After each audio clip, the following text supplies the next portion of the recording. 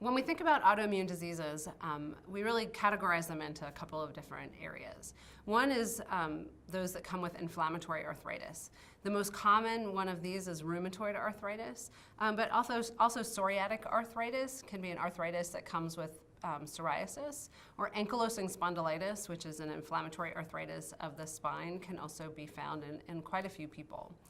We also think separately about autoimmune diseases, things like lupus or Sjogren's or scleroderma, that can affect the joints, but also really affect the internal organs. And so those we sort of put in a somewhat different category of connective tissue diseases. And then there's another set of autoimmune diseases that really are very organ specific, and so only hit one organ of a patient's body. So for example, thyroid disease is also often autoimmune, or inflammatory bowel disease is autoimmune, but really primarily affects the gut. So many autoimmune diseases are challenging to manage because they are chronic diseases. We don't really have cures for any of them. So we don't have a medicine that we can give you that will just make the disease go away and stay away forever. Instead, what we do is we have medications that manage the symptoms. We try to keep the inflammation as calm as possible and therefore decreasing symptoms as much as possible. But that means that people with autoimmune diseases are often on lifelong medications. Many patients with autoimmune diseases can have other conditions that go either along with them or sort of part of their autoimmune disease, or can just complicate the whole situation. So for example, we see diabetes and high blood pressure in our patients with autoimmune disease, and these patients are at higher risk for having heart disease, like strokes and myocardial infarctions later on in life. We think that actually having the ongoing inflammation of an autoimmune disease compounds and worsens those risks for heart disease with patients with diabetes and high blood pressure. In addition, when we look at women specifically who have autoimmune diseases, particularly women who have rheumatoid arthritis, there appears to be an increase in infertility in this population. So women who have rheumatoid arthritis, it's been shown for many years, actually tend to have fewer children than women who don't have rheumatoid arthritis.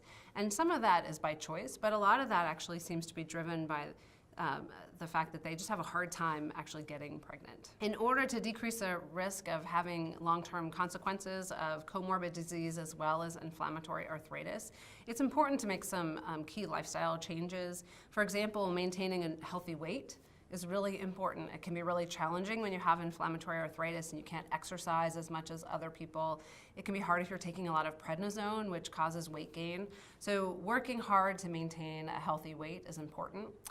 Increasing your exercise is also really important in order to keep your heart healthy, keep your bones healthy, that sort of thing. Also, that can be really challenging when you have inflammatory arthritis because it's not that every day you want to just go out and exercise. So really finding exercises that work for you, that work with your body, that can be adapted to make it so that if your wrists are bothering you, then the exercise that involves wrists is not for you.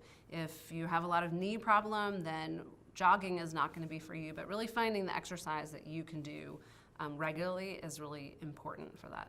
All of our patients are at high risk for having comorbid conditions when they have inflammatory arthritis.